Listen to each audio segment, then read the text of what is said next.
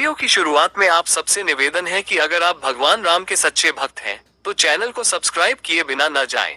Video को like जरूर करें और बेल आइकन का बटन जरूर दबाएं। अयोध्या का नाम लेते ही भगवान राम की याद आना स्वाभाविक है।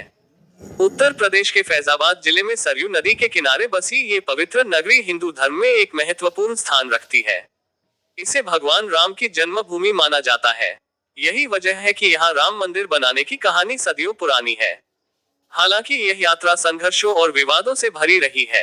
आइए सरल और बोलचाल की भाषा में अयोध्या राम मंदिर की कहानी जानने की कोशिश करते हैं। अयोध्या का महत्व और राम जन्मभूमि। अयोध्या को हिंदू धर्म के 7 पवित्र नगरों में से एक माना जाता है।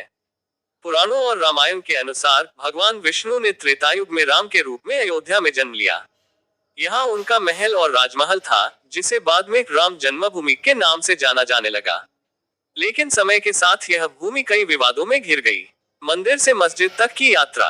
इतिहास के अनुसार 1528 में मुगल बादशाह बाबर ने अपने सेनापति मीर बाकी को अयोध्या भेजा।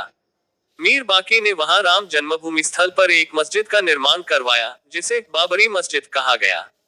ये दावा किया गया कि मस्जिद का निर्माण उस स्थान पर हुआ जहां पहले भगवान राम का मंदिर था।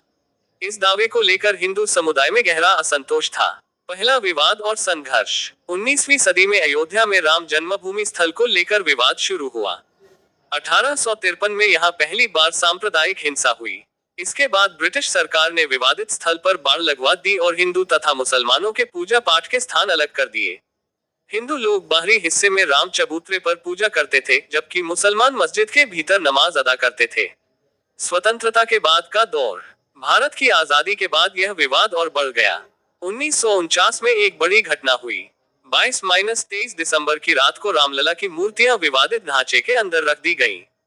हिंदुओं ने इसे राम का प्राकट्य बताया, जबकि मुसलमानों ने इसे षड्यंत्र करार दिया। इसके बाद जिला प्रशासन ने विवादित स्थल को सील कर दिया। न्यायालय में मामला और विवाद का बढ़ना।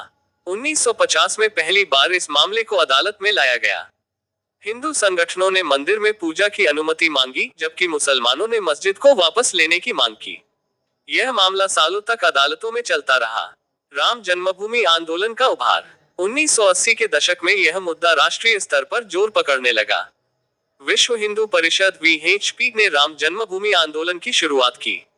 इसके साथ भारतीय जनता पार्टी (BJP) भी इस आंदोलन का हिस्सा बनी। 1984 में राम मंदिर निर्माण के लिए अभियान शुरू हुआ और अयोध्या में कार सेवा की योजना बनाई गई। बाबरी मस्जिद का विध्वंस। 6 दिसंबर 1992 को अयोध्या में लाखों कार सेवक जुटे। इसी दिन विवादित बाबरी मस्जिद को गिरा दिया गया। इस घटना ने देश भर में सांप्रदायिक तनाव को जन्म दिया और कई जगह हिंसा भड़क उठी। इसके बाद विवादित स्थल पर अस्थायी राम मंदिर का निर्माण किया गया। कानूनी लड़ाई और सुप्रीम कोर्ट का फैसला। 1992 के बाद यह मामला पूरी तरह से अदालतों में चला गया।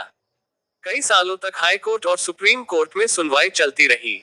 2010 में इलाहाबाद हाई कोर्ट ने विवादित भूमि को 3 हिस्सों में बांटने का फैसला दिया। एक हिस्सा रामलला, दूसरा हिस्सा सुन्नी वक्फ बोर्ड और तीसरा हिस्सा निर्मोही अखाड़े को।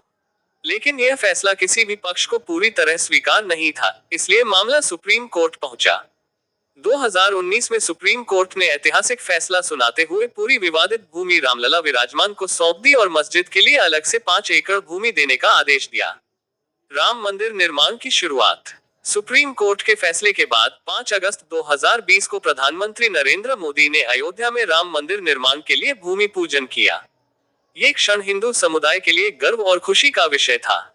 राम मंदिर का निर्माण अब तेजी से हो रहा है और इसे 2024 तक पूरा करने की योजना है। आधुनिक भारत में राम मंदिर का महत्व। राम मंदिर न केवल धार्मिक आस्था का प्रतीक है, बल्कि यह भारत की सांस्कृतिक और ऐतिहासिक विरासत का भी हिस्सा है।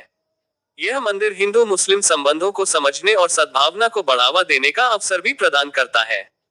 निष्कर्ष। अयोध्या राम मंदिर की कहानी सिर्फ एक मंदिर निर्माण की नहीं है। यह आस्था, संघर्ष, राजनीति और न्याय की कहानी है। ये घटना भारत के इतिहास और भविष्य को प्रभावित करने वाली है।